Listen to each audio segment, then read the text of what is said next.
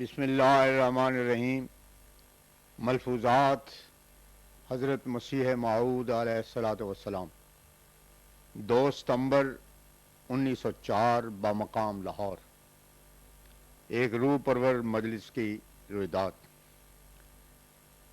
بعد نماز جمعہ حضرت اقدس علیہ الصلاۃ والسلام زائرین اور مشتاقان زیارت کے اصرار و خواہش پر اجلاس عام میں رونق افروز ہوئے۔ حاضرین میں سے ہر ایک دوسرے سے پہلے آگے بڑھنا چاہتا تھا۔ ان کے بڑے ہوئے جوش زیارت اور شوق ارادت میں انتظام کا ہونا آسان نہ تھا۔ دھکے پر دھکا کھاتے تھے اور آگے بڑھتے جاتے تھے۔ آخر جب حضرت کا حکم سنا کہ بیٹھ جاؤ، جو جہاں کھڑا تھا وہیں بیٹھ گیا۔ وہ نظارہ جن لوگوں نے دیکھا ہے اس کا لطف اور اثر کچھ وہی دل محسوس کر سکتے ہیں۔ حضرت حجت اللہ کے الفاظ طیبہ کا کچھ ایسا اثر پڑ رہا تھا کہ اس مجمع پر نگاہ ڈالنے سے اللہ تعالیٰ کی عظمت اور جلال کا پتہ لگتا تھا، اور صاف سمجھ میں آتا تھا کہ یہ جذب اور کشش کسی مفتری اور کذاب کو نہیں دیا جاتا۔ آپ خاموش بیٹھے تھے کہ ایڈیٹر صاحب الحکم نے ایک ارادت مند کی طرف سے عرض کیا کہ وہ کچھ سنانا چاہتے ہیں۔ فرمایا ہاں سنا دو۔ اس پر اس شخص نے نہایت پردرد اور پرجوش لہجے میں بزبان پنجابی کچھ اشعار سنائے، جن میں حضرت حجت اللہ کی باسط، آپ کی صداقت پر بحث تھی، اور بالآخر اہل لاہور کو خطاب تھا کہ دیکھو مسیح موعود تمہارے گھر مہمان ہو کر آیا ہے۔ تمہارا فرض تو یہ ہے کہ تم اس کا اکرام کرو، نہ یہ کہ سب و شتم سے کام لو۔ مہمانوں کے ساتھ اس قسم کا سلوک مناسب نہیں، اور پھر طاعون کے زور آور حملوں سے ڈرایا تھا۔ یہ نظم بہت ہی مؤثر اور رقت خیز تھی، جس کو سن کر اکثر حاضرین رو رہے تھے۔ نظم ختم ہو جانے کے بعد حضرت اقدس مسیح موعود علیہ الصلاۃ والسلام نے فرمایا، تمام مسلمان جو یہاں اکٹھے ہوئے ہیں، میں سمجھتا ہوں کہ ہر ایک کی غرض دین ہے۔ یہ میں جانتا ہوں کہ کوئی تھوڑا جوش رکھتا ہے، کوئی زیادہ، لیکن کچھ نہ کچھ غرض دین کی رکھتا ضرور ہے۔ یقیناً سمجھو کہ ہر شخص اپنے اندازے کے موافق عمر کا ایک حصہ کھا چکا ہے۔ بڑی عمر ہو گئی ہے، تب بھی تھوڑے دن باقی ہیں، اور تھوڑی ہے تب بھی تھوڑے ہی باقی ہیں، کیونکہ گزرنے والے زمانے کو ہمیشہ تھوڑا خیال کیا جاتا ہے۔ بس یاد رکھو کہ انسان جو اس مسافر خانہ میں آتا ہے، اس کی اصل غرض کیا ہے؟ اصل غرض انسان کی خلقت کی یہ ہے کہ وہ اپنے رب کو پہچانے اور اس کی فرما برداری کرے، جیسا کہ اللہ تعالیٰ نے فرمایا ما خلقت الجن والانس الا لیعبدون، الذاریات آیت 57۔ میں نے جن اور انس کو اس لیے پیدا کیا ہے کہ وہ میری عبادت کریں، مگر افسوس کی بات ہے کہ اکثر لوگ جو دنیا میں آتے ہیں، بالغ ہونے کے بعد بجائے اس کے کہ اپنے فرض کو سمجھیں اور اپنی زندگی کی غرض اور غایت کو مد نظر رکھیں، وہ خدا تعالیٰ کو چھوڑ کر دنیا کی طرف مائل ہو جاتے ہیں، اور دنیا کا مال اور اس کی عزتوں کے لیے ایسے دل دادا ہوتے ہیں کہ خدا کا حصہ بہت ہی تھوڑا ہوتا ہے، اور بہت لوگوں کے دل میں تو ہوتا ہی نہیں۔ وہ دنیا ہی میں منہمک اور فنا ہو جاتے ہیں، انہیں خبر بھی نہیں ہوتی کہ خدا بھی کوئی ہے۔ ہاں، اس وقت پتہ لگتا ہے جب قابض ارواح آ کر جان نکال لیتا ہے۔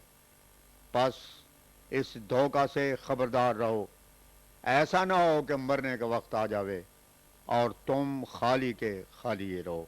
یہ شعر اچھا کہا ہے، مکن تکیہ بر عمر نا پائیدار، مباش ایمن از بازی روزگار۔ ایک دفعہ ہی پہ ہمیں موت آ جاتا ہے، اور پتہ نہیں لگتا۔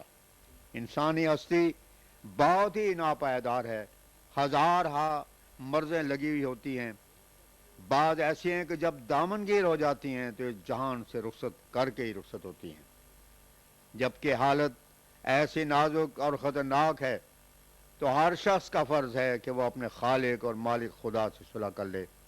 اسلام نے جو خدا پیش کیا ہے اور مسلمانوں نے جس خدا کو مانا ہے وہ رحیم، کریم، حلیم، تواب اور غفار ہے۔ جو شخص سچی توبہ کرتا ہے اللہ تعالیٰ اس کی توبہ قبول کرتا ہے اور اس کے گناہ بخش دیتا ہے۔ لیکن دنیا میں خواہ حقیقی بھائی بھی ہو یا کوئی اور قریبی عزیز اور رشتہ دار، وہ جب ایک مرتبہ قصور دیکھ لیتا ہے پھر وہ اس سے خواہ باز بھی آ جاوے مگر اسے عیبی ہی سمجھتا ہے۔ لیکن اللہ تعالیٰ کیسا کریم ہے کہ انسان ہزاروں عیب کر کے بھی رجوع کرتا ہے تو بخش دیتا ہے۔ دنیا میں کوئی انسان ایسا نہیں ہے بجز پیغمبروں کے جو خدا تعالیٰ کے رنگ میں رنگے جاتے ہیں، جو چشم پوشی سے اس قدر کام لے، بلکہ عام طور پر تو یہ حالت ہے جو سعدی نے کہا ہے، خدا دانند و بپوشد و ہمسایہ نہ داند و بخروشد۔ پس غور کرو کہ اس کے کرم اور رحم کی کیسی عظیم الشان صفت ہے۔ یہ بالکل سچ ہے کہ اگر وہ مواخذہ پر آئے تو سب کو تباہ کر دے، لیکن اس کا کرم اور رحم بہت ہی وسیع ہے، اس کے غضب پر سبقت رکھتا ہے۔ یہ دین یعنی اسلام جو سچا مذہب ہے اور جو نبی کریم صلی اللہ علیہ وسلم کے ذریعے ہم کو ملا ہے، اس کی سچائی کی یہ زبردست علامت ہے کہ انسانی ضمیر اور فطرت جس قسم کا خدا چاہتی ہے قرآن نے ویسے ہی خدا پیش کیا ہے، یعنی اس قسم کے صفات سے متصف اسے بیان کیا ہے۔ لیکن چونکہ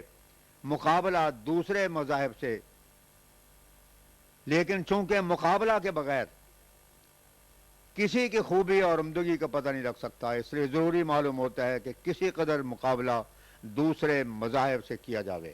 اگرچہ ہمارا یہ مذہب ہے کہ قرآن شریف سے ایسے ہی ثابت ہوتا ہے کہ کل عالم کا ایک ہی خدا ہے، لیکن جب ہم یہ کہتے ہیں کہ مثلا ہندوؤں کا خدا، تو اس سے غرض ہوتی ہے کہ وہ خدا جو اپنے خیالات اور عقائد کے موافق ہندوؤں نے پیش کیا ہے، یا عیسائی جس قسم کا تسلیم کرتے ہیں، نعوذ باللہ یہ کبھی بھی خیال نہیں کرنا چاہیے کہ وہ کسی اور خدا کے مخلوق ہیں۔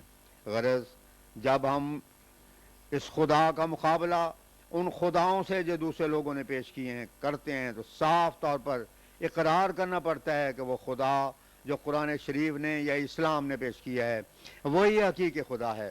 مثلا اسی مسئلہ گناہ سے متعلق جب ہم غور کرتے ہیں تو جیسا کہ ابھی میں نے بیان کیا ہے، خواہ انسان کتنے ہی گناہ کرے لیکن جب سچے دل سے توبہ کر لے اور آئندہ کے لیے گناہوں سے باز آ جاوے تو اللہ تعالیٰ اس کی توبہ قبول کر لیتا اور اس کے گناہ بخش دیتا ہے۔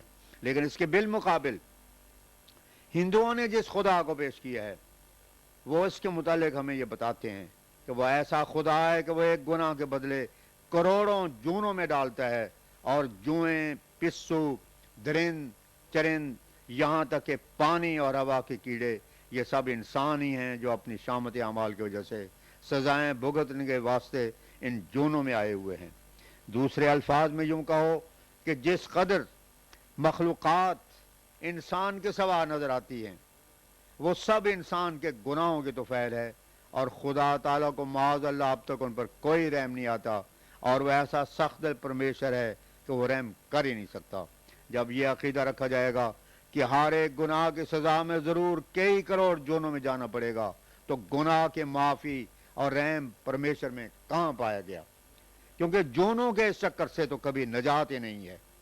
حالانکہ فطرت انسانی ایک ایسا خدا چاہتی ہے جو انسانی کمزوریوں پر رحم کرتا ہو اور انسان کے نادم اور تائب ہونے پر اس کے قصوروں کو معاف کر دے، کیونکہ خود انسان میں بھی یہ وصف ایک حد تک پایا جاتا ہے۔ پھر تعجب کی بات ہوگی کہ انسان تو توبہ اور معافی پر قصور معاف کر دے اور خدا تعالیٰ ایسا کینہ تو معاذ اللہ ہو کہ اسے کسی طرح رحم ہی نہ آوے۔ یہ خیال بالکل غلط اور باطل ہے، بلکہ صحیح اعتقاد وہی ہے جو اسلام نے پیش کیا ہے کہ خدا تعالیٰ بڑا ہی کریم اور رحیم ہے، اور وہ سچے رجوع اور حقیقی توبہ پر گناہ بخش دیتا ہے۔ اس کے بالمقابل عیسائی جو کچھ پیش کرتے ہیں وہ اور بھی عجیب ہے۔ وہ خدا تعالیٰ کو رحیم تو مانتے ہیں اور کہتے ہیں کہ وہ رحیم ہے، لیکن ساتھ ہی یہ بھی کہتے ہیں کہ رحم بلا مبادلہ نہیں کر سکتا۔ جب تک بیٹے کو پھانسی نہ دے دے اس کا رحم کچھ بھی نہیں کر سکتا۔ تعجب اور مشکلات بڑھ جاتی ہیں جب اس عقیدے کے مختلف پہلوؤں پر نظر کی جاتی ہے، اور پھر افسوس سے کہنا پڑتا ہے کہ خدا نے اپنے اکلوتے بیٹے کو پھانسی بھی دیا، لیکن یہ نسخہ رحم پھر بھی خطا ہی گیا۔ سب سے پہلے تو یہ کہ یہ نسخہ اس وقت یاد آیا جب بہت سی مخلوق گناہ کی موت سے تباہ ہو چکی اور ان پر کوئی رحم نہ ہو سکا، کیونکہ پہلے کوئی بیٹا پھانسی پر نہ چڑھا۔ اور علاوہ بریں اگرچہ یہ بات سمجھ میں نہیں آتی کہ زید کے سر میں درد ہو اور بکر اپنا سر پتھر سے پھوڑے اور یہ سمجھا جاوے کہ اس نسخے سے زید کو آرام آ جاوے گا، لیکن اس کو بفرض محال مان کر بھی اس نسخے کا جو اثر ہوا ہے وہ تو بہت ہی خطرناک ہے۔ جب تک یہ نسخہ استعمال نہیں ہوا تھا اکثر لوگ نیک تھے اور توبہ اور استغفار کرتے تھے اور اللہ تعالیٰ کے احکام پر چلنے کی کوشش کرتے تھے، مگر جب یہ نسخہ گھڑا گیا کہ ساری دنیا کے گناہ خدا کے بیٹے کے پھانسی پانے کے ساتھ معاف ہو گئے، تو اس سے بجائے اس کے کہ گناہ رکتا، گناہ کے ایک اور سیلاب جاری ہو گیا، اور وہ بند جو اس سے پہلے اللہ تعالیٰ کے خوف اور شریعت کا لگا ہوا تھا ٹوٹ گیا۔ جیسے کہ یورپ کے حالات سے پتہ لگتا ہے کہ اس مسئلے نے وہاں کیا اثر کیا ہے، اور فی الحقیقت ہونا بھی یہی چاہیے تھا۔ پھر جب یہ بات ہے اور حالت ایسی ہے تو ہم کیوں کر تسلیم کریں کہ وہ خدا جو اس رنگ میں دنیا کے سامنے پیش کیا جاتا ہے وہ حقیقی خدا ہے۔ اس قسم کی غلط تعلیمیں دنیا میں جاری ہو چکی ہیں اور حقیقی خدا کا چہرہ چھپا ہوا تھا جو اللہ تعالیٰ نے حضرت صلی اللہ علیہ وسلم کو مبعوث فرمایا۔